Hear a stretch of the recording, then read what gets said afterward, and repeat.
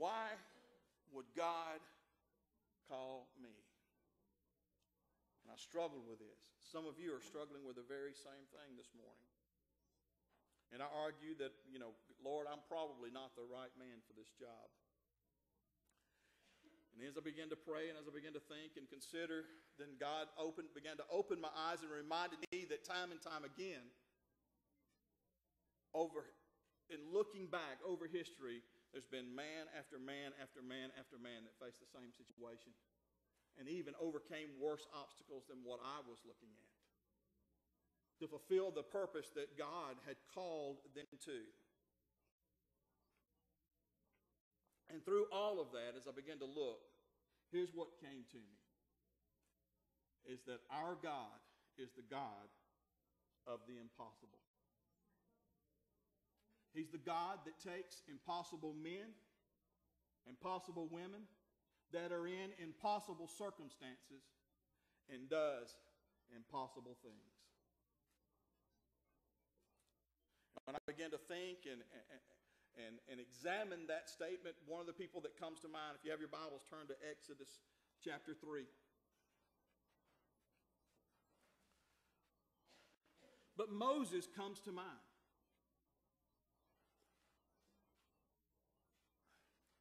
Now here Moses was a man whose mother gave him away to prevent his murder as a baby, and he was taken in by Pharaoh's daughter, and then he was given back to his mother to be nursed, and then he was taken from his mother to be raised in customs which were not his own. He found himself a friend of the enemy. In fact, he came and he murdered one. He fled the country after being fingered out by one of his own.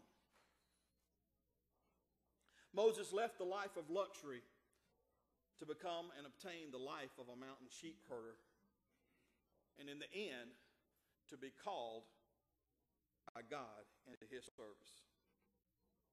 A lot of times we come to a place and we look at what's happening in our lives and we simply feel, I'm not worthy. I'm not the one to fulfill or to complete that vision or that purpose that God has given us. But we need to understand that if God can use a man like Moses to free the Israelites, then he can use you and he can use me also to do great and wondrous things. Together, if we would come together, we can shake the very foundations of this community, of this county, and of this state, and then of this nation. There are things that we cannot put limits on our God when we simply move according to his will. But what separates us? What makes us different than Moses? Well, Moses had a divine encounter. Moses had a burning bush experience. To save time, I'm not going to read all the verses clumped together, but we'll take these passage by passage. At first, let's look at Exodus chapter 3, verses 1 through 4.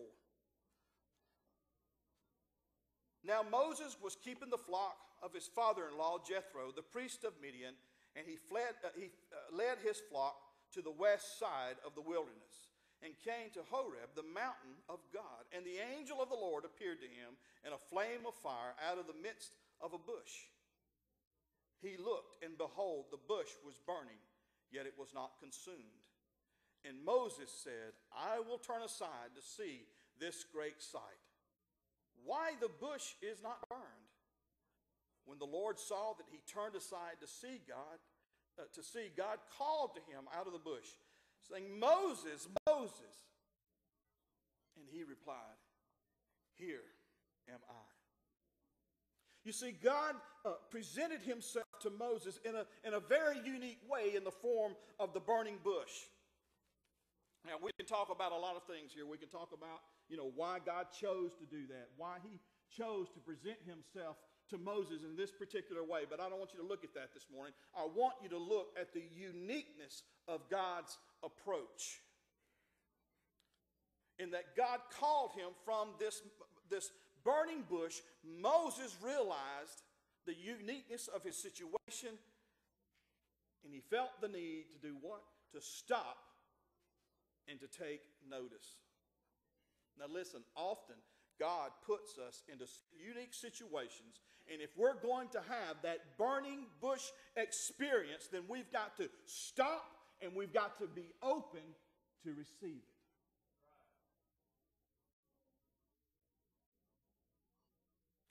Look at what happened next. God called to Moses. He was very specific. He called his name. He said, Moses. Moses couldn't deny. Well, that's my name. There's nobody else here. He must be talking to me. He realized, this is my moment. Something's going on here that's special, that's unique, and it's for me. He had two choices. Now, I wonder if I would have done the same thing that Moses did.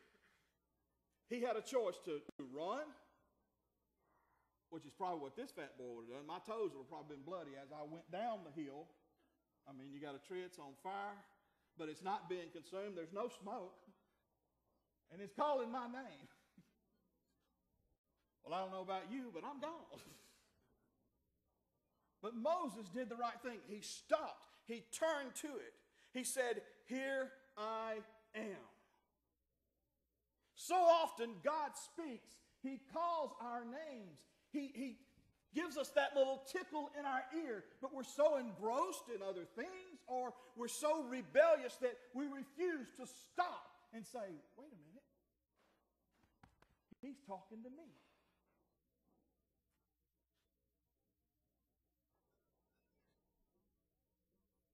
Folks, we've got to stop and begin to realize those burning bush moments. But we can't do that if we're not going to stop, if we're not ready to hear what God has to say. Let's look at verses 5 and 6.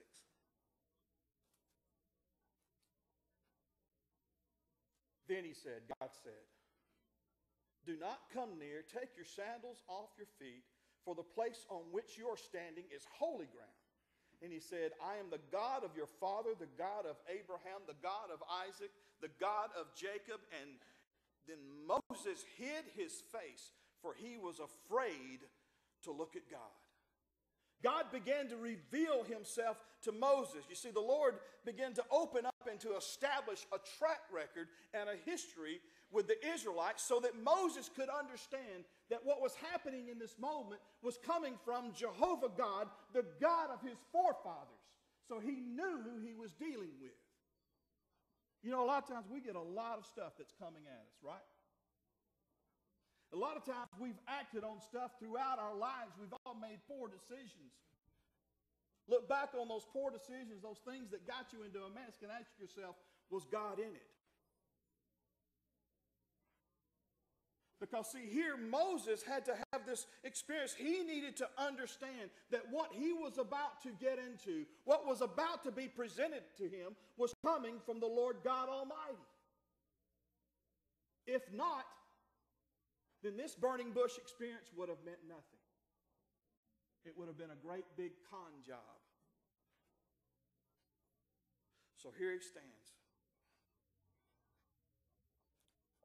It's been confirmed as to who he's talking to.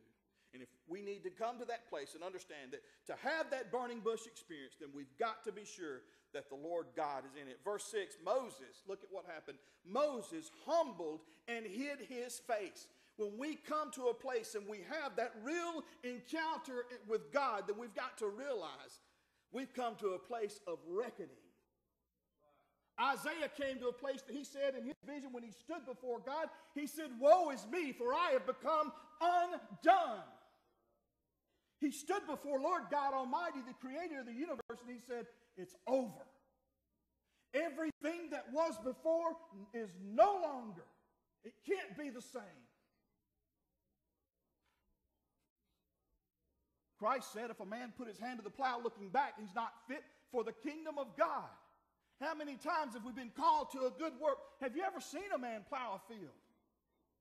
Have you ever seen, I look back, I think about my grandfather, and I would watch him plow a field with a mule. And I remember asking him one day, Papa, how come the mule's got those blinders on his eyes? He said, well, son, that's so he can't see what's behind him. Because if he gets distracted and he starts looking behind him, he pulls that plow off. Folks, we've got to quit looking back. We've got to take this burning bush experience and quit looking back and begin to look to the future and what God plans to complete in this city.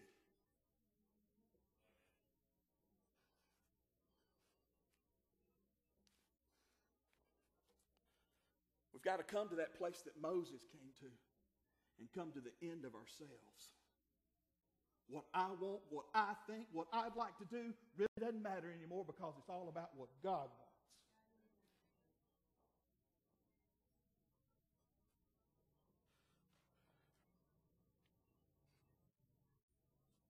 Look at verse 7.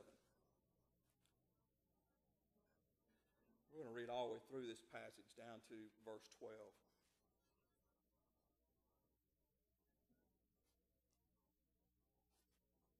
Then the Lord said, I have surely seen the affliction of my people who are in Egypt, and have heard their cry because of their taskmasters. I know their sufferings, and I have come down to deliver them out of the hand of the Egyptians and to bring them out of that land to a good and broad land, a land flowing with milk and honey, to a place of the Canaanites, the Hittites, the Amorites, the Perizzites, the Hivites, and the Jebusites. And now, behold, the cry of the people of Israel has come to me. And I have also seen the oppression with which the Egyptians oppressed them. Come, I will send you to Pharaoh, that you may bring my people, the children of Israel, out of Egypt. But Moses said to God, who am I, that I should go to Pharaoh and bring the children of Israel out of Egypt? And he, God, said, but I will be with you. This shall be your sign that I have sent you. When you have brought the people out of Egypt, you shall serve God on this mountain. See, God said, I know your situation. I know what you guys are dealing with.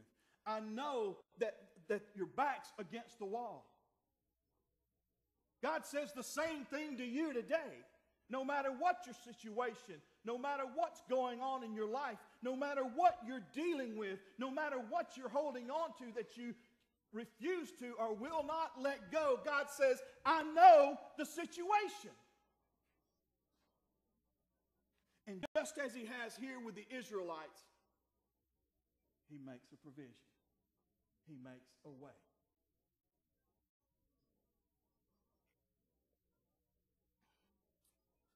Now we know that our way is the atonement, the sacrifice that was paid by Jesus Christ on that cross. But sometimes we need a reminder. Look at what he told Moses. Moses begins to argue. He says, I'm not the right man for the job. And God begins to assure him and to tell him, you are because I am. You see, I'm in control here.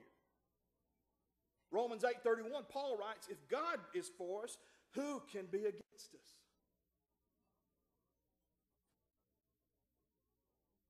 Why is it so often that we stand in question whether something is right and whether it's good? When what we simply should do is just do.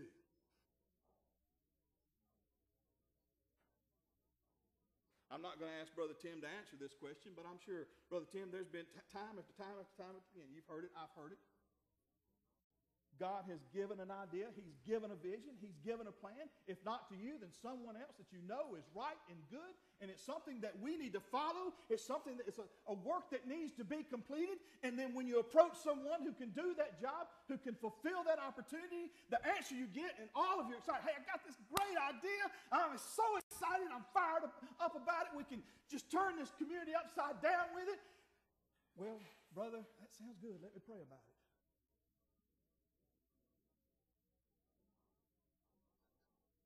I can tell you from personal experience, 9 times out of 10, when you hear those fateful words, let me pray about it, that's the last you'll hear about it from that individual.